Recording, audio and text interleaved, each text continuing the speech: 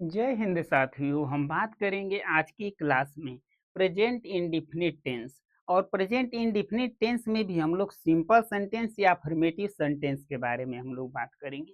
सबसे पहले हम लोग देखेंगे पहचान कि कैसे हम इसे पहचानेंगे कि ये जो हमारे पास सेंटेंस है जिसे हम लोग पढ़ रहे हैं वो प्रेजेंट इंडिफिनिट टेंस है, क्योंकि हमने फर्स्ट क्लास में देखा था हमारे पास बहुत सारे सेंटेंस हमें देखने के लिए मिलते हैं। तो सबसे पहले हम इसकी पहचान देखेंगे। तो जिस हिंदी वाक्य के अंत में हमें ता है, ती है, ते हैं आदि शब्द हमें देखने के लिए मिलते हैं, उसे हम लोग प्रेजेंट इंडिफिनिट टेंस हम लोग कहते हैं। ये सिंपल से इसकी पहचान हमें देखने के लिए मिलती है।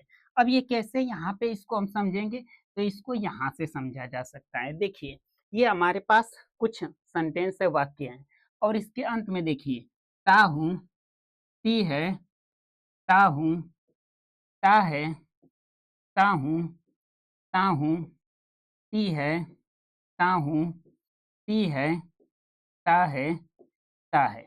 तो सबके अंत में देखें तो वही हमें के ता है, ती है, तो हो, इसी से सब हमें रिलेटिव देखने के लिए मिल रहे हैं। तो ये किसके सेंटेंस हमें वाक्य देखने के लिए मिलेंगे? प्रेजेंट इंडिफिनिट टेंस के देखने के लिए मिलेंगे।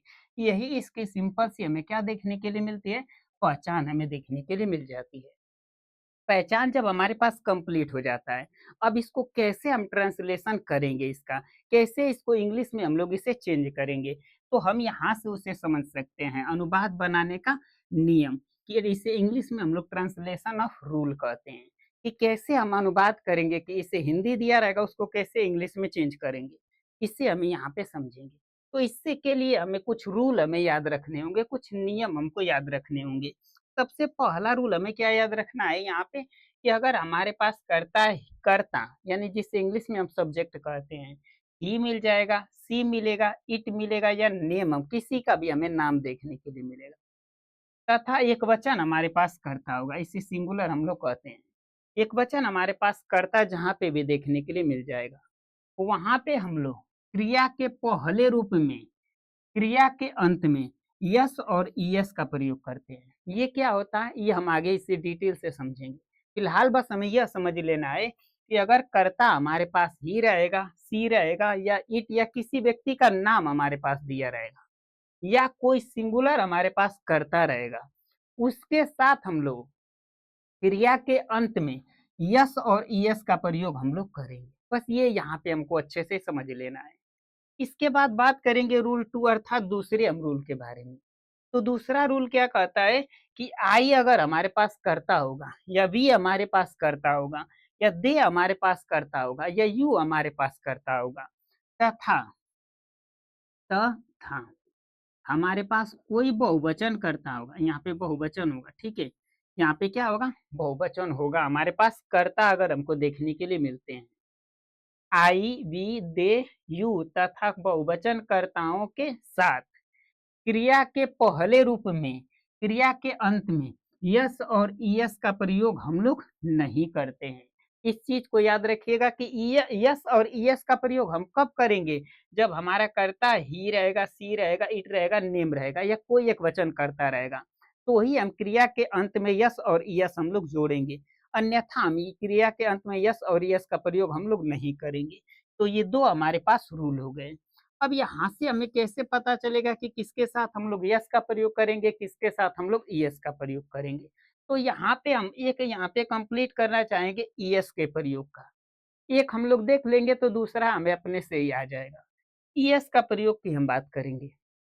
तो जब क्रिया के अंत में, क्रिया के अंतिम जो हमारे पास वर्ड होगा, क्रिया के अंत में, ठीक है, हमें वावेल देखने के लिए मिलेंगे, जिसे हिंदी में हम लोग स्वर कहते हैं, ए, ई, आई, ओ, यू। जहां पे भी क्रिया के अंत में अगर ये हमारे पास वर्ड हमको देखने के लिए मिलेंगे, ए, ई, आई, ओ, वहां पे हम क्रिया के अंत में क्या जोड़ देंगे? हम लोग ईएस जोड़ देंगे। क्या हम लोग जोड़ देंगे? वहां पे हम लोग क्रिया के अंत में हम लोग ईएस जोड़ देंगे।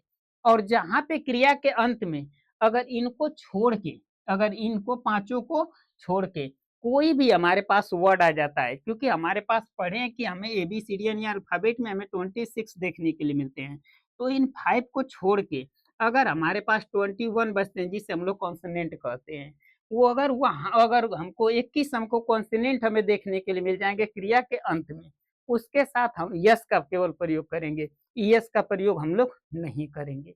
इस चीज को याद रखिएगा। एक चीज यहाँ पे और आप लोग याद रखिएगा कि अगर नोट में करके यहाँ पे आप लोग नोट कर सकते हैं, अगर किसी की आदत हो, आदत जब भी हमारे पास शब्द आ जाए, ठीक है, तो फर्स्ट अगर रहेगा, तो सिंगुलर भी अगर हमारे पास रहेगा तो उसके अंत में हम लोग यस या ईएस का प्रयोग हम लोग नहीं करते हैं। जैसे कुत्ता भौंकता है, तो ये कुत्ते की आदत है, कुत्ता एक ही है, तो हमको यस या और यस का प्रयोग इसमें करना है, मगर हम नहीं करेंगे क्योंकि ये कुत्ते की आदत है भौंकने की। तो जहां पे भी आदत शब्द हो जाए ना, उसके अंत में हम लोग चाहे वो फर्स्ट हो या सेकेंड हो, उन दोनों के साथ ही हम यस या यस का प्रयोग हम लोग नहीं करते हैं। अब बात करेंगे यहाँ पे कि सर कुछ एग्जाम्पल की बात कर लेते हैं यहाँ पे। तो सबसे पहले हम क्या किसके बारे में देखेंगे यहाँ पे, यहाँ पे फार्मूला हमारा होता है। तो हम सब्जेक्ट, सबसे पहले हमको सब्जेक्ट लिखना है, फिर हमको क्रिया यानी भी का पहला भी यानी वन लिखने का मतलब एक क्रिया का पहला रूप है। इसी में हमको यस और ईएस का हमको प्रयोग इसी में करना है। ठीक है, यस या ईएस का प्रयोग हम लोग इसी में करेंगे। इसके बाद हम लोगों का होता है ऑब्जेक्ट, जिसे हिंदी में हम लोग कर्म कहते हैं। ठीक है, इसके बाद हमारे पास होता है अदर वर्ड्स, जिसे हम ओ डब्ल्यू लिख देंगे तो आप समझ जाएगा अदर वर्ड। और अंत में हमें फुल स्टॉप का सिंबल हमको लगाना है। ठीक है, जैसे वाक्य हमारा कंप्लीट हो जाता है। अब हमारे पास यहाँ पे कुछ एग्जाम्पल दिए गए हैं, इन एग्जाम्पलों से हम लोग अच्छे से इसे कंप्लीट करते हैं सेंटेंस को। सबसे पहला क्या कह रहा है कि मैं प्रतिदिन विद्यालय जाता हूँ। तो देखो यहाँ पे ये कार्य कौन कर रहा है, मैं, तो ये सब्जेक्ट है, जो कार्य को करेगा वो सब्जेक्ट है। और ये कौन सा कार्य कर रहे हैं, जाने का, तो ये क्या हो जाएगा हमारे पास भी यानी कि क्रिया हो जाएगी। तो ये सब्जेक्ट हमारे पास है करता है, मगर ये कर्ता कार्य क्या कर रहा है, जाने का। तो ये भी यानी अर्थात तो क्रिया कर रहा है जाने का, मगर कहाँ पे जा रहा है वो, विद्यालय जा रहा है। तो ये हमारे पास ऑब्जेक्ट हो जाएगा। तो ये सब्जेक्ट, ये भी, ये ऑब्जेक्ट, और जो बच जाएगा वो क्या हमारे पास है, अदर वर्ड्स यानी ओ डब्ल्यू है। तो सबसे पहले हम किसके वर्ड मीनिंग बनाएंगे, सब्जेक्ट यानी कि आई। फिर इसके बाद हमको चाहिए भी, तो भी कौन है, क्रिया कौन है, जाता है, तो गो टू। और कहाँ पे जाता है, स्कूल, यानी कि हमारे पास स्कूल देखने के लिए मिलेगा। और अदर वर्ड में हमारे पास है प्रतिदिन, every day I go to school every day simple सा पहला हमारे पास एग्जाम्पल है। दूसरे एग्जाम्पल की हम बात करेंगे, कविता उपन्यास पढ़ती है। तो कविता क्या है, इसमें सब्जेक्ट है, यही कार्य को कर रही है तो सब्जेक्ट है, मगर ये कौन सा कार्य कर रही है, पढ़ती है, तो ये भी हमें देखने के लिए मिलेगा। तो ये सब्जेक्ट है ये, और ये क्या है, क्रिया है। और ये कौन सा क्रिया कर रही है, कौन सा पढ़ रही है, क्या पढ़ रही है, उपन्यास, तो ये हमारे पास ऑब्जेक्ट है, इसमें अदर वर्ड नहीं है। तो सबसे पहले कविता, अब नाम है तो यस या यस का प्रयोग तो हमें करना पड़ेगा। और पढ़ना का मीनिंग रीड, रीड होता है। अब नाम है तो इसी के अंत में देखो डी आ गया है, हमारे पास वावेल नहीं है, कॉन्सोनेंट आ गया है, इसीलिए केवल हम इसमें यस जोड़ेंगे। हमने पीछे नोट कराया है आप लोगों को।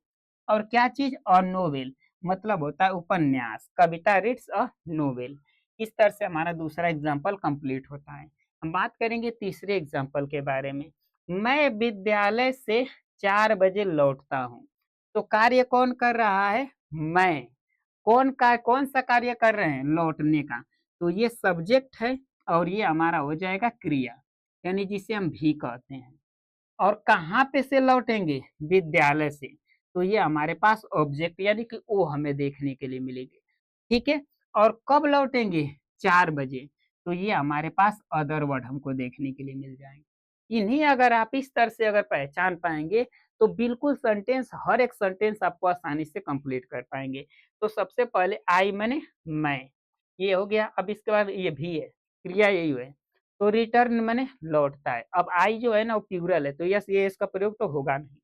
तो रिटर्न मैंने होता है लौटना। कहाँ से लौटेंगे, विद्यालय से। तो फ्रॉम स्कूल, स्कूल मैंने होता है विद्यालय। और कब, 4 बजे। तो एट 4 o'clock, ओ क्लॉक मैंने होता है बजे, 4 बजे लौटेंगे। तो ये हमारा अगला सेंटेंस था। इसके बाद हमारे पास नेक्स्ट सेंटेंस क्या है, वह बहुत पढ़ाई करता है। तो वह, ये जो है यही कार्य कर रहा है, सब्जेक्ट है। और ये क्या कार्य कर रहा है, पढ़ाई करता है, ये कहीं में पढ़ाई करता है। तो ये हमारा भी हो जाएगा।